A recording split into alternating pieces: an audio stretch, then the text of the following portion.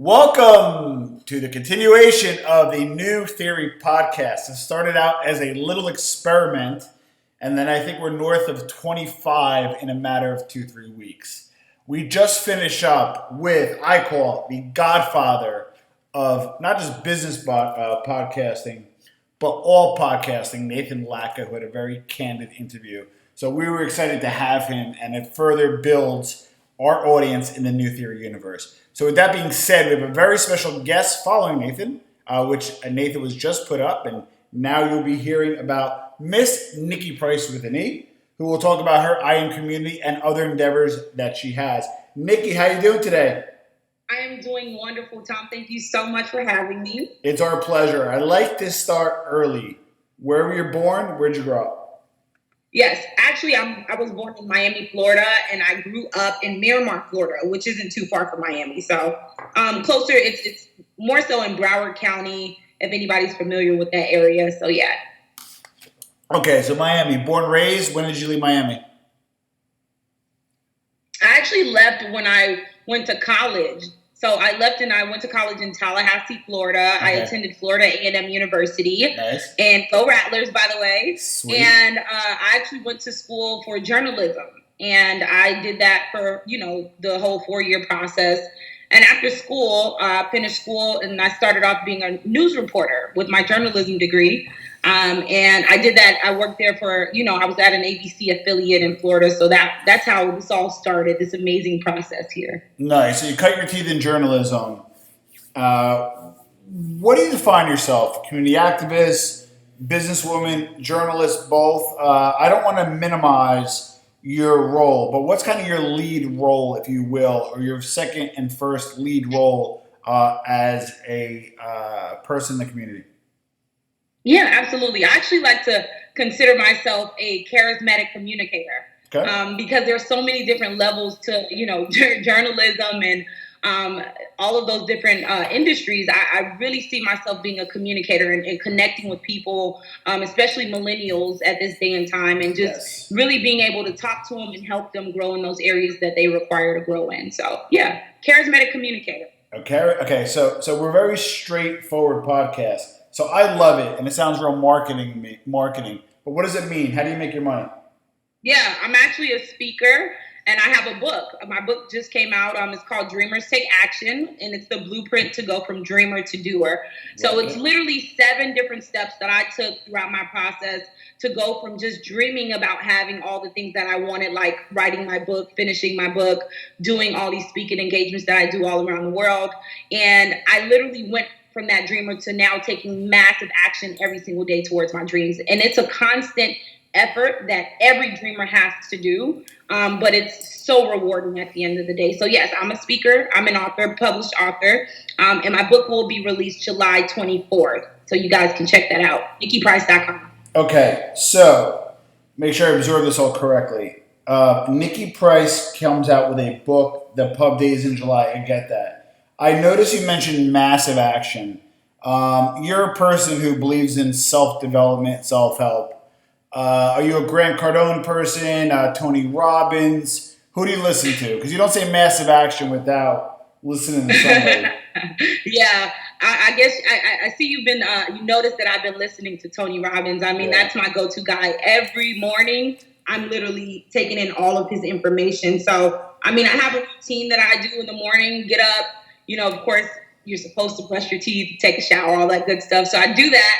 And then I do a prayer in the morning, and then I go into, listening to Tony Robbins every single morning. So that is a part of my ritual. So yes, that's who I follow. Okay, so you follow Tony Robbins.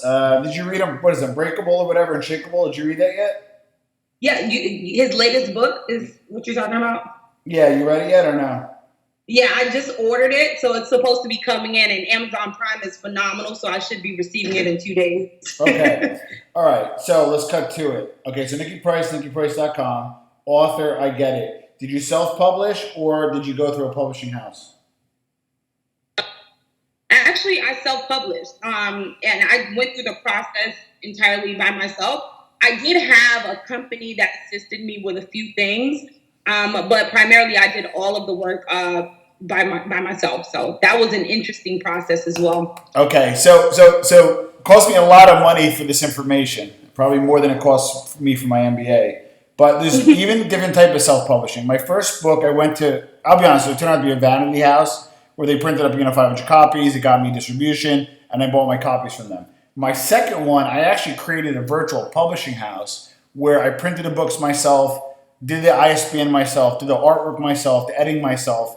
Did you do like 99% of it and then distribute it by like CreateSpace, or did you hire one of those vanity houses to help you?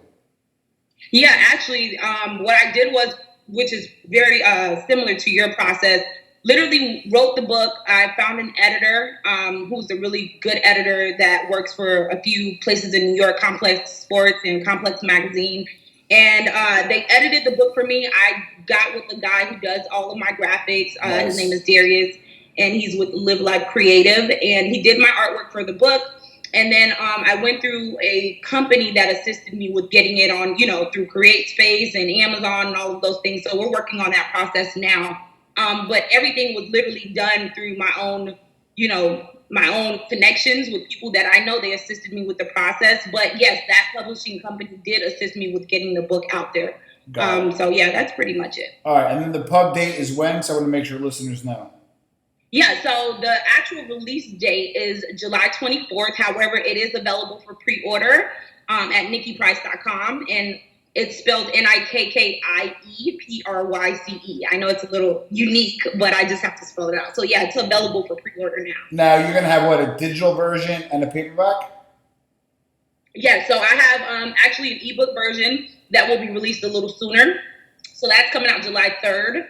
And then the paperback, which will be a signed copy for me, will be coming out July 24th. Love it. Okay. So you're a charismatic communicator, self-love influencer, and very beautiful, by the way. I'm not hitting on you. Don't worry, I have a girlfriend.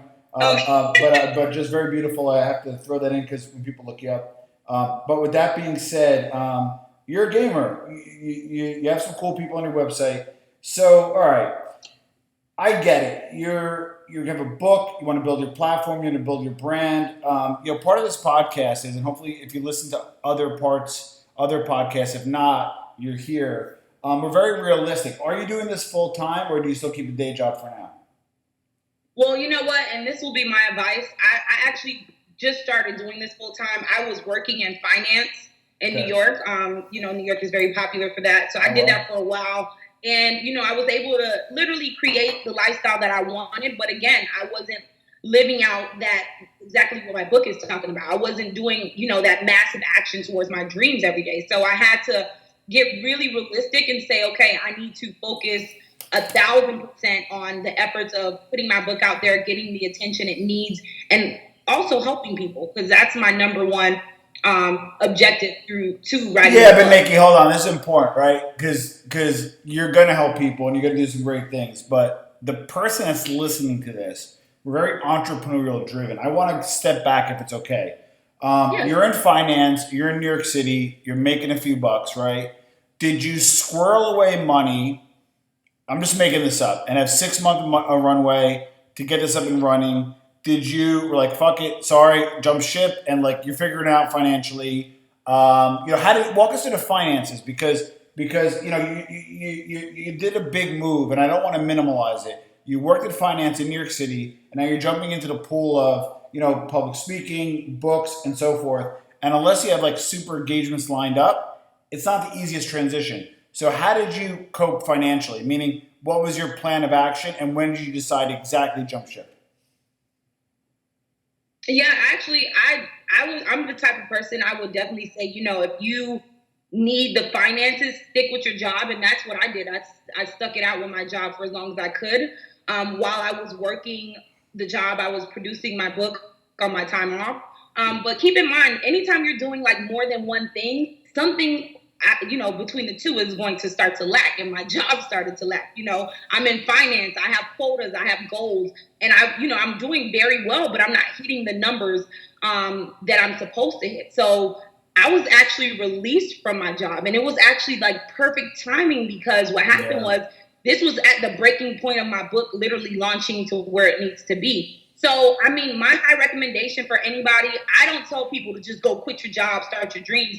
I mean, if that works for you, it does. But again, we all need money. We need to take care of our situations and our things we got to pay for. So I don't recommend people to do that. I say stick with it as much as you can until you can, and use that to really fund your dreams. You need money. My book wasn't free. I had to pay a lot of money for it. So I used my job to fund that. So yeah, that was the entire process. It wasn't easy while I was working, but they started to see that, hey, Nikki is great, but she's not really so focused on the job now.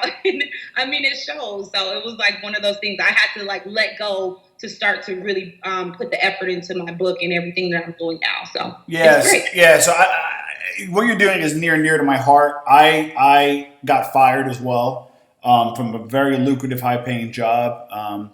That it wasn't due to slacking off. It was something else. I got fired, and it made me start my company. I own X Factor Media, which owns New Theory magazine, and now we're growing New Theory magazine, which is great. And thank you for being on. But my point being is that inflection point or that point of getting fired is what forced me to go a different direction to follow my dream. So I'm happy that I'm not happy to get fired, but I'm happy that you kind of got nudged along to do it. So how do you make your money? You're in a tough area. How do you make your money, Nikki? Actually, it's not tough at all for me. And I get it. Some people, when they first started this process, it's kind of tough. But I do speaking engagements, so I find ways to actually get paid through that. I also do consulting services for people who have creative ideas. If they want to launch a business, I assist them with consulting services. So I mean, I'm making my way through that, and plus I had some money saved up. I was very smart because I knew my job wasn't going to be long. It wasn't longevity in it. So I said, let me make sure I'm saving some money up during this process. And if it ends, at least I know I have a little cushion. So I mean, I'm pretty good. I think I'm doing pretty well right now. All right. I love it. All right. So for the listeners, okay. So we're not condoning this. Nikki and I are not condoning this. However, I call it harvesting. Harvesting is you're in a good paying job. You know you're going to leave. You're ready to start your own business, but you want to stick around and get a few extra paychecks, and you're going to probably do the minimum needed for that job. That's called, I call it harvesting, meaning they do that for brands. Like they'll put a lot of money into a brand, but it's not working or it's kind of mature. They'll stop spending marketing money. So anything that comes in is butter. So my recommendation is this, and then Nikki may jump in as well, is if you're going to harvest, at least be respectful to your current employer to do the bare minimum that you're at a satisfactory level for two reasons. One, ethically, you are collecting a paycheck, right? And then number two is they may be a client. So that's when people harvest, they tend to just like shut down, get 6 weeks in paychecks, get fired, and collect unemployment. But if you're going to harvest, which it happens, do it the right way. Do you agree with my statements, Nikki, or do you respectfully disagree? No, I actually agree 100%. I would say, create your exit strategy. Whatever time frame you're ready to leave, make sure you have you're prepared for that. Especially financially. Start saving some money, even if it's $200-$300 a week or whatever the case may be. Put a little nest egg to the side, so if it does happen where you end up leaving or you're fired, whatever the case may be, you have that cushion until you can actually start pursuing the things you want to do. And again, I was already doing, speaking engagements and everything like that, so it was a little easier for me. But if you don't have that, you have to find ways to create some money. We're all creative individuals. We're dreamers. We're literally going after these things every day, but you have to find ways to create money. And that help you in the process. All right. One of the hardest things, and I'm sorry for using this word in front of a woman, but I'm going to sound like a bit of a pussy for a second. Sorry to use it. When I had a downgrade because I decided to join the entrepreneurial space, it wasn't as easy as I thought. Because when I was making $400,000 a year, I was able to go to Lavo in New York City. I was able to go to cigar bars, kind of whatever I needed. Now that I'm in the entrepreneurial field, I'm not missing meals, but I have a huge variable income. So you know what? I go to a regular cigar bar in Union, New Jersey. I don't go out as much. I'm in a situation where I'm supporting 2 children, so I make sure they're taken care of first. So with that being said, I had to downgrade and cut things out. Did you do something similar as well now that you're in variable income? Or are you like, no, no, I'm going to live at a certain standard no matter what? Walk us through your day to day expense cycle, if you will. Yeah, that's such a good question, Tom. Yeah, actually, I'm so disciplined right now. I mean, I was literally there with you, like having the time of my life, but I realized towards the end, again, I already knew I had like this inkling feeling that either I was going to leave or I was going to get fired. I didn't know yet. I didn't know how it was going to happen, but I knew I had to start disciplining myself. So now it's a little easier because I already started the process even while I was working. So I went to the place of minimizing my expenses as much as possible. Whatever the least amount I can, pay for it during this time, that's what I'm going to do. So I had to start disciplining myself, number one, and then minimizing my expenses. So my situation, I would say I really feel like I'm so super blessed because I have such a supportive family in New York. And I mean, they have my back like 100%. So it makes the process a little easier. So we do have help that works out in your favor a little bit more. But major, major, major discipline. If I don't have to spend money, I will not spend it. I want to hold on to that because I may have to buy some extra books. I might have to invest in a product. I don't know, but I have to make sure I have that available just in case. Major discipline. Got it. Okay. With that being said, I like it. Okay. So why do you matter? Because I'm with you at this point. Grew up in Florida. You grinded it out in corporate. You wrote a book, which people talk about, but you did. You're hanging your own shingle for NikkiePryce.com. You're building a platform. But I got to be honest with you, a lot of people are doing it. What makes you different? Like really different? That's a good question. I would say it's because of what I've been through personally, and because I've been through it. I know there are so many people who can relate. So, like I said, I was working as a reporter. I was doing all those great things. My community, my organization actually came about because 2 years ago I faced really serious depression. I had very low confidence, very low self-esteem, and it was just so hard for me. My day-to-day was so difficult, even getting out of bed in the morning. So once I, developed my community, I realized there was tons of people all over the world who went through the same situations. They just needed a voice, and I became the voice for those people who were afraid to speak up about, mental health or depression or low self-esteem. I became that voice. And I believe because my story, I'm so relatable and people understand that. They're like, yeah, I'm going through the same thing. I get it. I understand it. So when we're able to be real with ourselves and the things that we faced and the things we've gone through, then that's how we touch people. That's how we relate to people. If I didn't go through anything and I'm on this call telling you follow action on your dreams, it wouldn't really matter to you. But when you understand that it took me 3 years to write this book, my organization came because I went through depression last year. I lost my mother to cancer. And this, all of these things happen while I'm still pushing through this process. So I know I'm not the only one that's going through something similar. And I know that I can be the voice for those people who are afraid to talk about these things. So yeah, that's why I matter. Nikkie, what was your mother's name?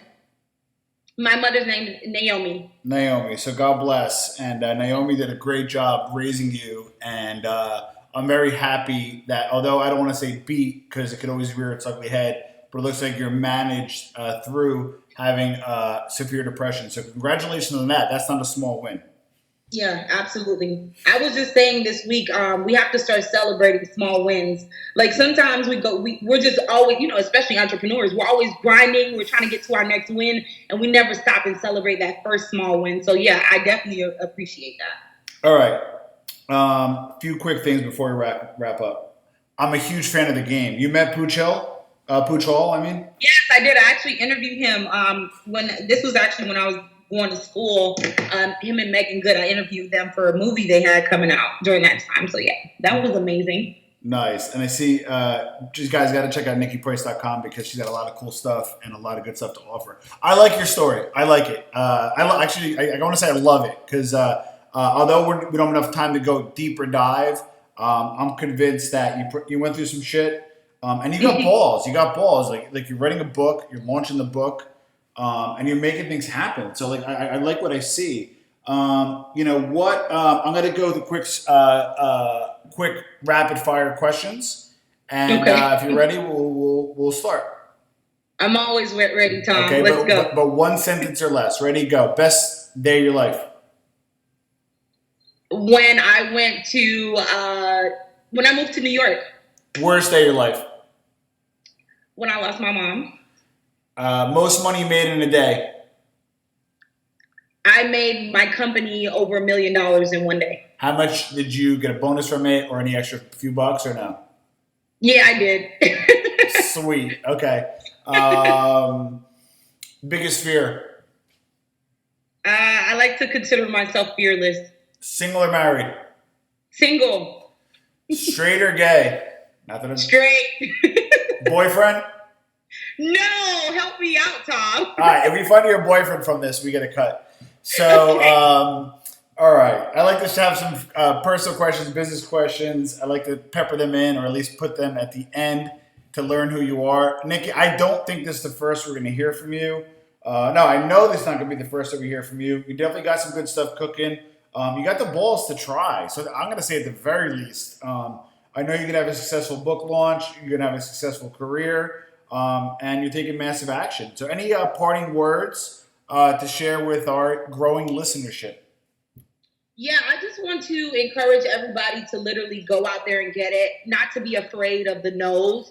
Literally take that no and turn it into a yes, and just literally take massive action every day and stop making excuses. I was that person who used to sit down and say, well, I can't quit my job because I have to pay for this and I have to do that. But I'm actually making way more money than I was when I was working a 9 to 5. So I'm just so thankful for that. So, stay grateful, stay honest, and, relate to others, and just kill it every single day. Just kill it. I'm rooting for you guys. Love it. And how can we find you? NikkiePryce.com, NikkiePryce.com, and please pre-order the book. It will be launching July 24th. Beautiful. Nikki, just stay on for a second before we conclude. Nikkie Pryce, NikkiePryce.com, joining us on the New Theory Podcast.